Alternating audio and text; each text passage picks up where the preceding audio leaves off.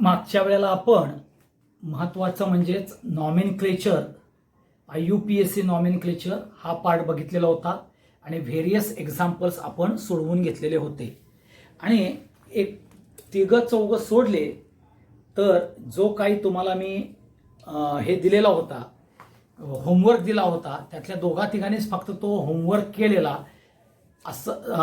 आहे असं दिसून येतं, आढळून येतं, कारण का त्यांनी परत तो रिपीट क्वेश्चन विचारला.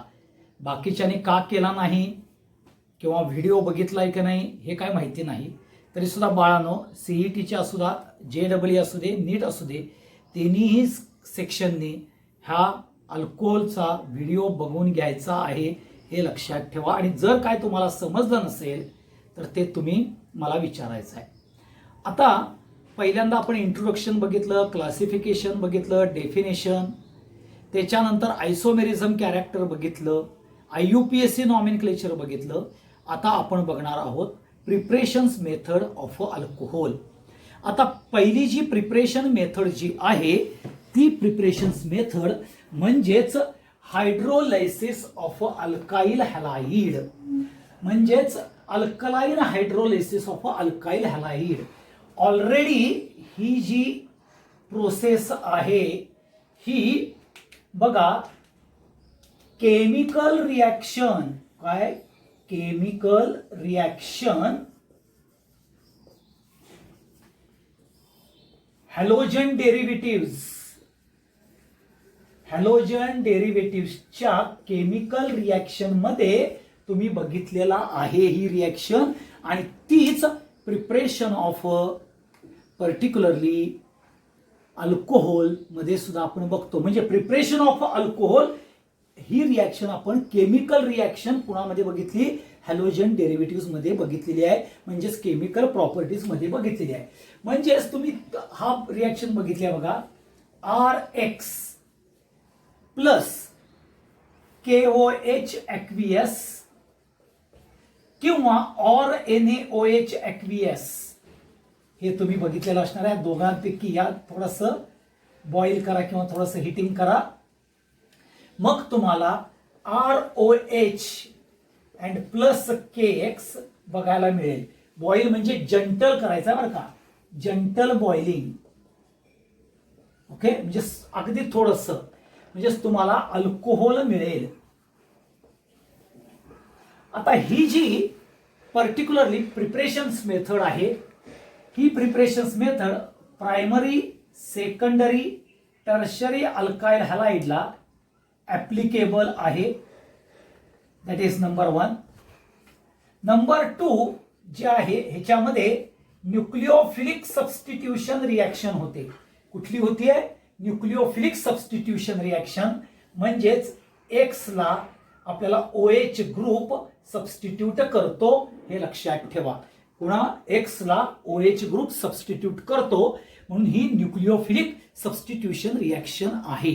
परंतु हा पहिला पॉइंट झाल्यानंतर दुसरा पॉइंट जो आहे ह्याच्यामध्ये particularly primary alkyl halide gives excellent yield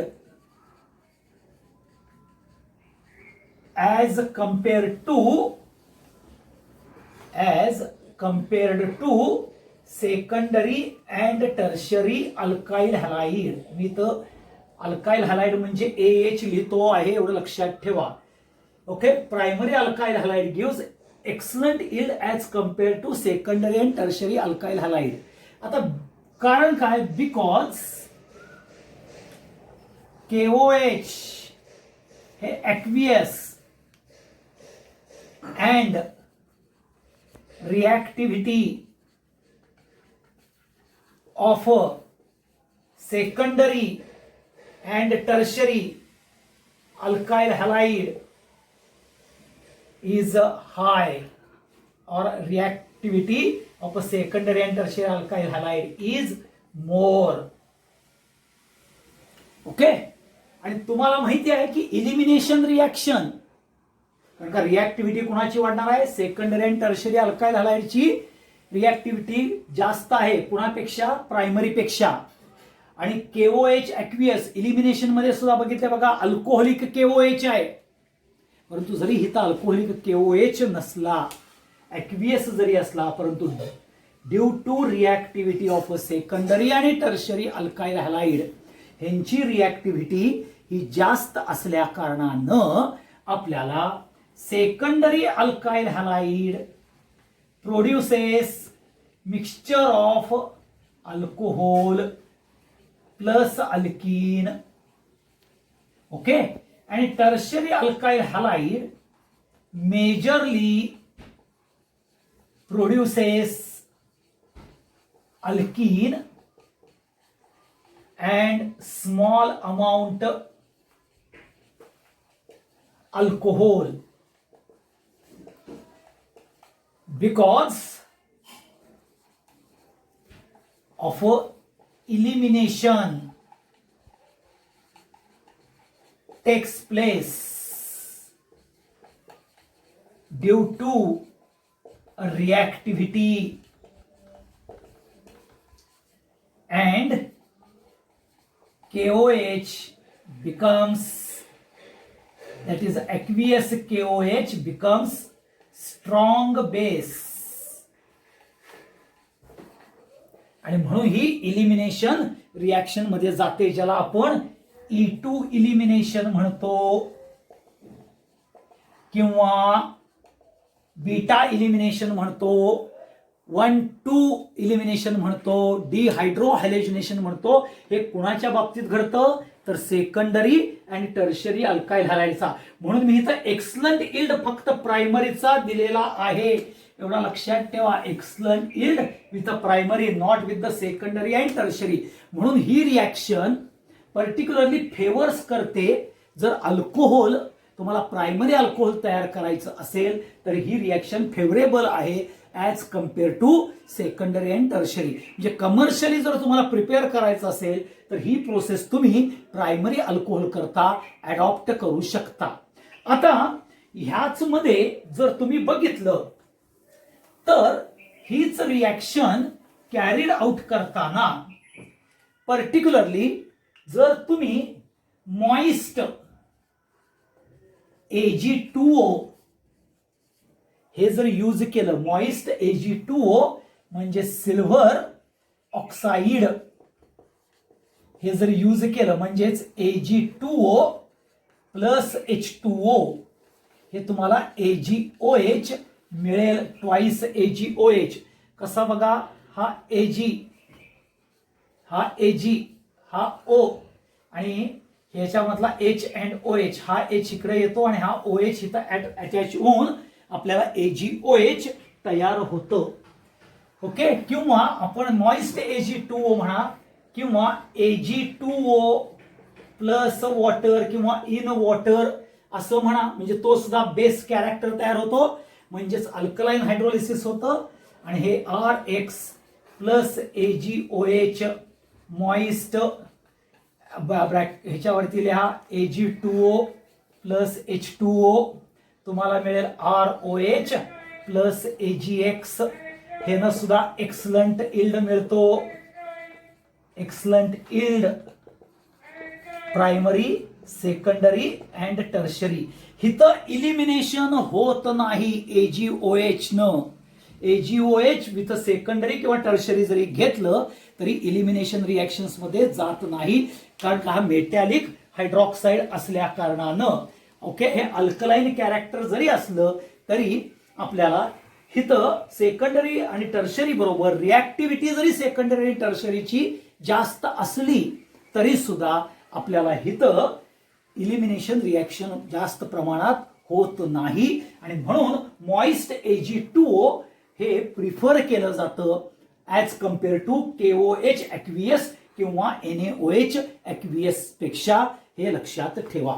मग ह्या इथं जर रिॲक्टिव्हिटी पॅटर्न अल्काईल हॅलाइडचा जर रिॲक्टिव्हिटी पॅटर्न बघितला तर iodide is more reactive than bromide, bromide is more reactive than chloride.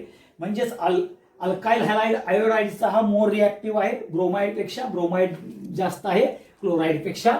आणि अल्कोहोलच्या बाबतीत जर रिॲक्टिव्हिटी बघितली तर tertiary alcohol is greater than secondary alcohol, is greater than primary alcohol, ही रिॲक्टिव्हिटी आपल्याला बघायला मिळते, हे लक्षात ठेवा.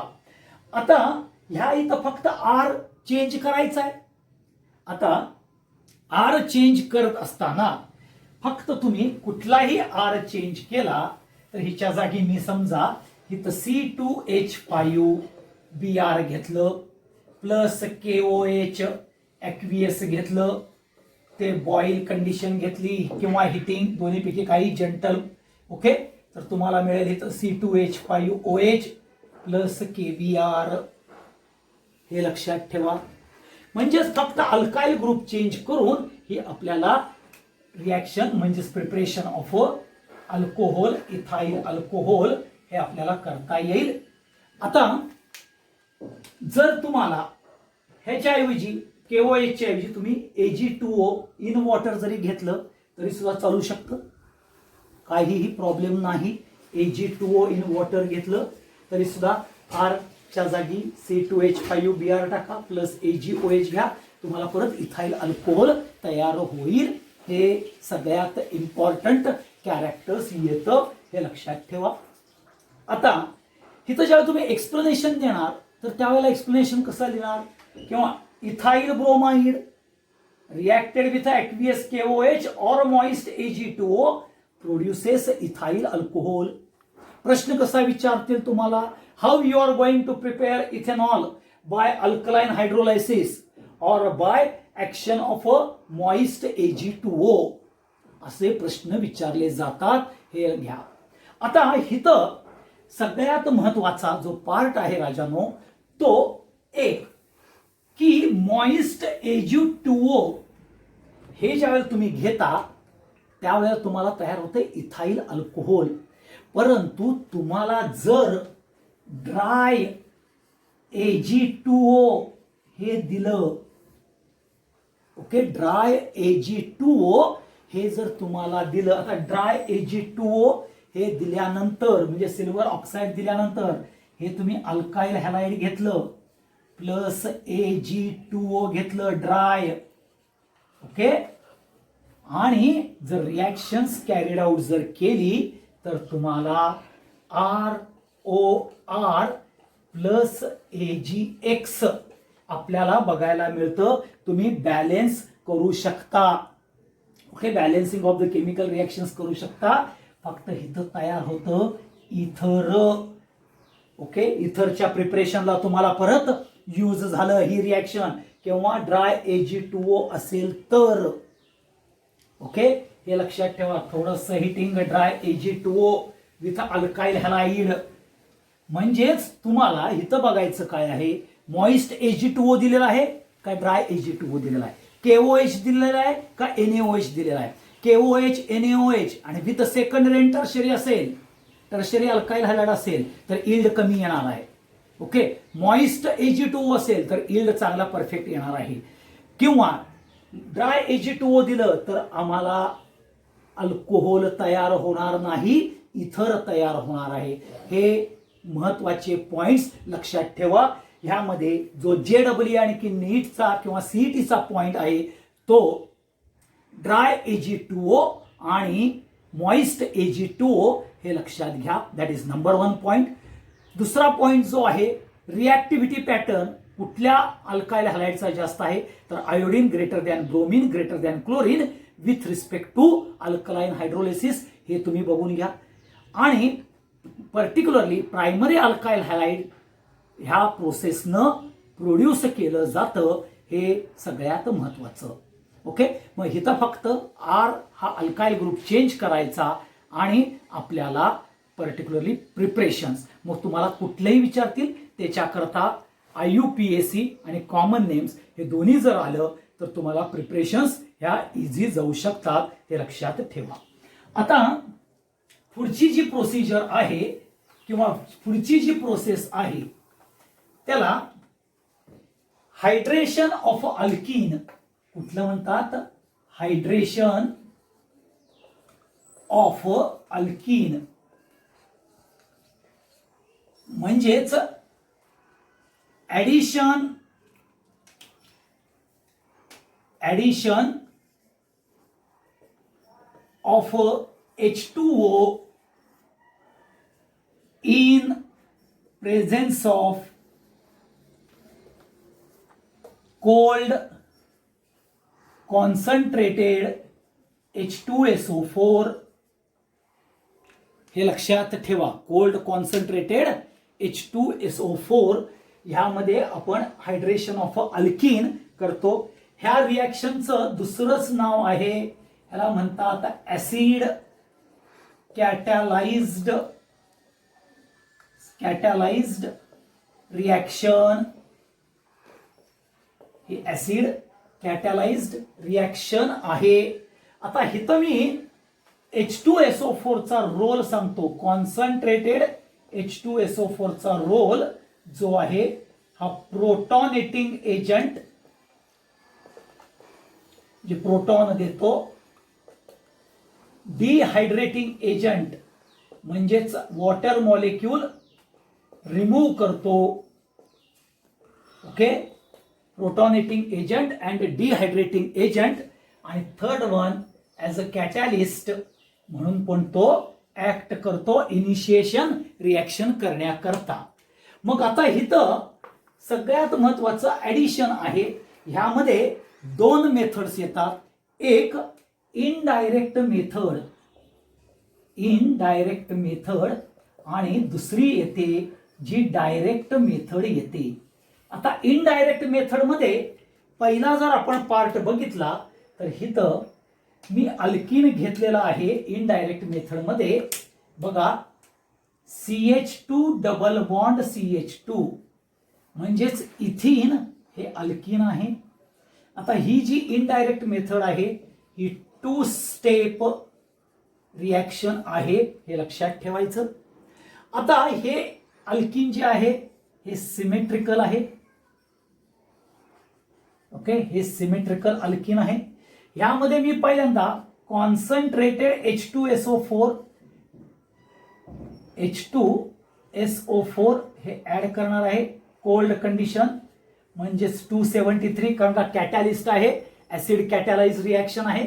आता मी इथं हा H2SO4 फक्त लिहिताना HOSO3H असं लिहिणार आहे.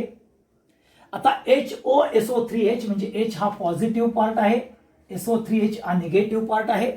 आता CH2 कडे हिथं H आला, काय हिथं H आला आणि OSO3 इथं आला तरी काय तयार होणार आहे?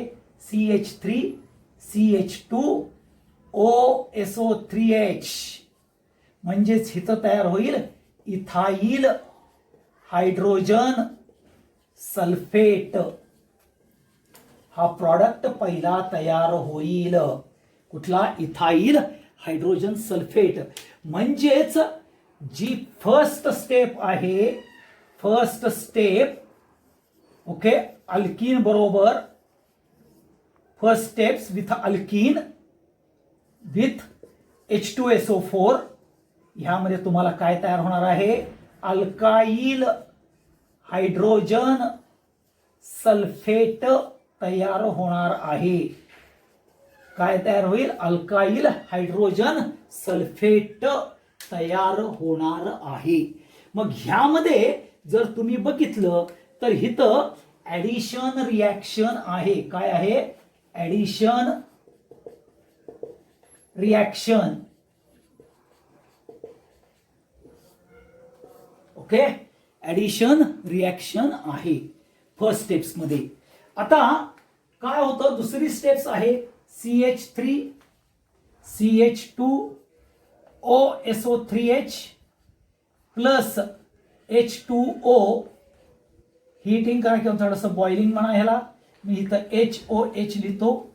आता हा जो OSO3H आहे, हा जो OSO3H आहे हा सबस्टिट्यूट होतो बाय धिस OH न आणि तुम्हाला तयार होतं CH3 CH2 OH म्हणजेच इथाइल अल्कोहोल तयार होतं.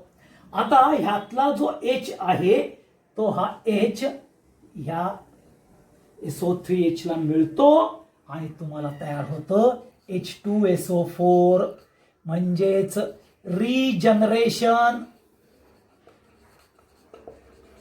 Of H2SO4 text place. हे सगळ्यात महत्वाचं आहे, हे लक्षात ठेवा. आणि इथं आपल्याला जी रिॲक्शन्स बघायला मिळते ही न्यूक्लिओफिलिक सबस्टिट्यूशन रिॲक्शन होय. कुठली रिॲक्शन आहे? Nucleophilic substitution. पहिली येते ॲडिशनल रिॲक्शन. ॲडिशन रिॲक्शन म्हणजेच इलेक्ट्रोफिलिक ॲडिशन आणि न्यूक्लिओफिलिक ॲडिशन दोन्ही होतं, हे लक्षात ठेवा. मग ही इनडायरेक्ट मेथड होत असताना आपण अल्किन घेतलं इथिन. आता ह्यामध्ये जर तुम्ही अनसिमेट्रिकल अल्किन घेतलं, unsymmetrical alkene CH3 CH double bond CH2, हे अल्किन कुठलं आलं? प्रोपीन आलं. आता ह्या प्रोपीन बरोबर तुम्ही ही पहिली स्टेप्स काय आहे? ही फर्स्ट स्टेप, ओके. ही सेकंड स्टेप, ओके. आता ह्यामध्ये कॉन्सन्ट्रेटेड H2SO4 घेतलं तुम्ही. परत मी इथं H प्लस OSO3H मायनस असं लिहिणार. इथं तुम्हाला कोल्ड 273 आणि इथं मी फक्त MR. MR म्हणजेच मार्कोनिकॉफ रूल. MR रूल हे लक्षात ठेवा. MR रूल हे घेणार मी फक्त इथं MR आणि ULE म्हणजे रूल, एवढं लक्षात ठेवा. किंवा तुम्हाला जर प्रॉब्लेम येत असेल तर MR रूल असं लिहा, मार्कोनिकॉफ रूल. मार्कोनिकॉफ रूल काय सांगतो? ओके, मार्कोनिकॉफ रूल काय सांगतो? Negative part goes to that carbon atom of a double bond which carries less number of hydrogen, and positive part goes to that carbon atom of a double bond which carries more number of hydrogen. आणि मग तुम्हाला इथं मिळतं CH3, इथं CH OSO3H आणि इथं मिळतं परत CH3 आणि मग मिळतं तुम्हाला इथं आयसोप्रोपाइल हायड्रोजन सल्फेट. ओके. आता हे आयसोप्रोपाइल हायड्रोजन्स जे फर्स्ट स्टेप मध्ये तयार झालेलं आहे, हे सेकंड स्टेप मध्ये बघा आयसोप्रोपाइल हायड्रोजन सल्फेट तयार झालं प्लस HOH म्हणजेच H2O, थोडंसं हिटिंग म्हणजेच बॉईल. ओके. तुम्हाला काय होणार आहे? CH3 CHOH CH3 म्हणजेच H2SO4 आणि हे तुम्हाला काय होईल? आयसोप्रोपाइल अल्कोहोल हा प्रॉडक्ट तयार होईल. काय तयार होईल? आयसोप्रोपाइल अल्कोहोल हा प्रॉडक्ट तयार होईल. म्हणजेच तुम्ही एक्सेप्ट इथिन कुठलाही अल्किन घेतला, मग तो प्रोपीन असेल, ब्यूट 1EN असेल, ब्यूट 2EN असेल, तर तुम्हाला सेकंडरी अल्कोहोलच तयार होणार आहे. आणि म्हणून ऍसिड कॅटॅलाइज्ड रिॲक्शन किंवा हायड्रेशन ऑफ अल्किन प्रोड्युसेस, कुठला प्रोड्युसेस करतात? तर सेकंडरी अँड टर्शरी अल्कोहोल.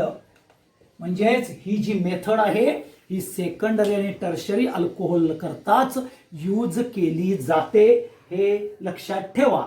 आता हे जाते का नाही ते कसं बघू आपण? तर आणखीन एक आपण अल्किन घेऊया आणि तो अल्किन जर तुम्ही बघितला तर आपण ब्यूट 1EN घ्या तुम्ही बघा, किंवा तुमच्या भाषेत ब्यूट 1EN पेक्षा कारण का तो अनसिमेट्रिकल आहे, सिमेट्रिकल घेऊया CH3CH double bond CH3 ब्यूट 2EN आला. ओके. आता ह्याच्या बरोबर परत बघा कॉन्सन्ट्रेटेड H2SO4 आला. परत इथं cold condition 273 kelvin H plus OSO3H. तुम्ही जरी MR रूल अप्लाय करायचा जरी ठरवला तर आयदर हिथं किंवा इथं कुठंही जरी केला तरी OH इथं येणार किंवा इथं येणार आहे SO3H. ओके, म्हणजेच तुम्ही हिथं घेतला काय आणि हिथं घेतला काय आणि CH3 हिथं CHOSO3H आपल्याला बघायला मिळेल, हिथं CH2 आणि हिथं आपल्याला CH3 बघायला मिळेल. ओके, आणि मग जर तुम्ही CH3 हा CHOSO3H ओके CH2 CH3 घेतला, आता तुम्ही इकडं OSO3H घ्या म्हणजे इथं CH2 तयार होईल, म्हणजे इथं CH2 आणि इथं OCH3 सगळं सेमच आहे. आणि प्लस HOH घेतलं, वॉटर घेतलं, बॉईल केलं की तुम्हाला CH3 CHOH CH2 CH3 म्हणजे सेकंडरी ब्युटाइल अल्कोहोल तयार होईल. मग ब्यूट 1 ने सुद्धा सेकंडरी ब्युटाइल अल्कोहोल होईल. ओके, ब्यूट 2 ने सुद्धा सेकंडरी ब्युटाइल अल्कोहोल होईल. आणि म्हणून इनडायरेक्ट मेथड जी ऍसिड कॅटॅलाइज रिॲक्शन बघतो ही आपल्याला सेकंडरी आणि टर्शरी अल्कोहोल करता आहे, हे लक्षात ठेवा. आता मग इनडायरेक्ट मेथड नंतर आपण पुढची जी मेथड बघणार आहोत ती डायरेक्ट मेथड. कुठली आहे ती? Direct method. आता डायरेक्ट मेथड म्हणजेच काय रे राजानो, किंवा ही जी डायरेक्ट मेथड ही जी येते ती डायरेक्ट मेथड म्हणजेच highly reactive alkyne, highly reactive alkyne like isobutylene, okay, which are produced by cracking of petroleum product. जे क्रॅकिंग म्हणजेच काय? हिटिंग. कुणाचं? पेट्रोलियम प्रॉडक्टचं क्रॅकिंग केल्यानंतर मग तुमचा जो आयसोब्युटिलिन आहे बघा CH3 हा CH3 डबल बॉन्ड CH2 हे आयसोब्युटिलिन आहे. आता ह्या डायरेक्ट मध्ये तुम्ही फक्त वॉटर ऍड करायचा आहे H2O. ओके, H प्लस किंवा इथं ड्राय HCl घेतलं जातं. Okay, under pressure. ओके, आणि थोडंसं हिटिंग. UP म्हणजे अंडर प्रेशर, एवढं लक्षात ठेवा. मग आता इथं HOH म्हणजेच इथं परत MR रूल आला. ओके, म्हणजेच तुम्हाला H कुठं गेला राजानो? 2 स्टेप्स रिॲक्शन करायची गरज नाही आहे. ओके, आणि मग इथं तुम्हाला जो प्रॉडक्ट तयार होतो तो tertiary, okay, tertiary butyl alcohol तयार होतो. मग ह्यालाच आपण म्हणतो 2 मिथाइल प्रोपॅन 2ऑल तयार होतं. आणि म्हणून ही acid catalyse reaction indirect method असू दे किंवा डायरेक्ट मेथड असू दे. डायरेक्ट मेथड कुठं? Highly reactive alkene like isobutylene. तिथं तुम्हाला डायरेक्ट तिथं H2SO4चं ऍडिशन करा, कोल्ड कॉन्सन्ट्रेटेड घ्या, 2 स्टेप्स करा, काही नाही, एका स्टेप्स मध्ये डायरेक्ट आपल्याला बघायला मिळतं. मग आता ह्याचं जर तुम्ही ऍडव्हान्टेजेस जर बघितले, काय आहेत ऍडव्हान्टेजेस? तर पहिला ऍडव्हान्टेज एक आहे, ओके, ऍडव्हान्टेजेस पहिला commercial method for secondary and tertiary alcohol. that is number 1. Number 2, regeneration of H2SO4 which is raw material for first step. Okay, and third, by cracking of a petroleum product alkene produced gives alcohol. Okay, ह्या पहिल्या advantages आपल्याला 3 बघायला मिळतात. Okay, आता secondary and tertiary alcohol का, तर तुम्हाला माहिती आहे पर्टिक्युलरली एमआर रूल करता, एमआर रूल म्हणून आपल्याला बघायला मिळेल. हे सगळ्यात महत्वाचं. आता डिसएडव्हान्टेज काय आहे बघा. Disadvantage only primary alcohol ethanol prepared by this process. हा एक पॉइंट. आणि दुसरा, मिथेनॉल can't be produced. बघा, हा परत सांगतो. ऍडव्हान्टेज काय आहे, कमर्शियल मेथड ही आहे. कमर्शियल मेथड कशा करता आहे, सेकंडरी अँड टर्शरी अल्कोहोल करता आहे. रिजनरेशन ऑफ H2SO4 आहे, which is raw material. By cracking of a petroleum product alkene produce gives alcohol. आता इथं लक्षात ठेवा, लार्ज ऑर एक्सेस अमाउंट मध्ये अल्कोहोल प्रोड्यूस करतात. ओके, लार्ज और एक्सेस अमाउंट मध्ये आपल्याला अल्कोहोल प्रोड्यूस करतात ड्यू टू डायरेक्ट मेथड. आता डिसएडव्हान्टेज काय, only primary alcohol ethanol be prepared. Okay, but methanol cannot be produced. ही दुसरी मेथड झाली, ज्याला आपण ऍसिड कॅटलाइज्ड रिएक्शन म्हणतो. कितीच झालं. सेकंडरी आणि टर्शरी अल्कोहोलच्या प्रिपरेशन्स मेथड करता ही ऍसिड कॅटलाइज्ड कमर्शियल मेथड म्हणून यूज केली जाते, ऍप्लिकेबल केली जाते. त्याचे डिसएडव्हान्टेज पण बघितले तुम्ही, की मिथेनॉल प्रिपेअर करता येत नाही, आणि इथेनॉल हा प्रायमरी अल्कोहोल सोडला तर कुठलाही प्रायमरी अल्कोहोल प्रोड्यूस करता येत नाही, कारण मॉर्कोनिक ऑफ रूल हा ऍप्लिकेबल होतो ड्युरिंग ऍसिड कॅटलाइज्ड, किंवा ज्याला आपण हायड्रेशन ऑफ अल्कीन म्हणतो. मग हे नेमकं जे हायड्रेशन ऑफ अल्कीन ह्याचं मेकॅनिझम हे एक इम्पॉर्टंट आहे. बोर्डा करतात 3 मार्काला मेकॅनिझम विचारलं जातं. मगाशी मी तुम्हाला सांगितलं होतं की वॉटर, आता बघा ही रिॲक्शन्स कशी होती. तुम्ही कंटेनर घेणार किंवा फ्लास्क घेणार, त्या फ्लास्क मध्ये तुम्ही alkyne, okay, plus concentrated H2SO4 आणि प्लस वॉटर हे तिन्ही मिक्स करणार. आता इथं काय होतं, जो वॉटर आहे, वॉटर हा पहिल्यांदा पर्टिक्युलरली सल्फ्युरिक ऍसिड, कारण का सल्फ्युरिक ऍसिड हा कॅटॅलिस्ट म्हणून ऍक्ट होतो. म्हणजे त्यातला हायड्रोजन म्हणजे जो प्रोटॉन हा वॉटर मॉलिक्यूलला सल्फ्युरिक ऍसिड देतो, म्हणजेच रिॲक्शन इनिशिएट करताना. म्हणून पहिली स्टेप्स बघा, H प्लस आणि OSO3H- H हा ऍड होतो. तर तो H प्लस कुणाकडून आहे, तर सल्फ्युरिक ऍसिड हा वॉटरकडे देतो. आता मग जो मिळाल्यानंतर तुम्हाला हा जो H3O आहे, ह्याला आपण हायड्रोनियम आयन म्हणतो.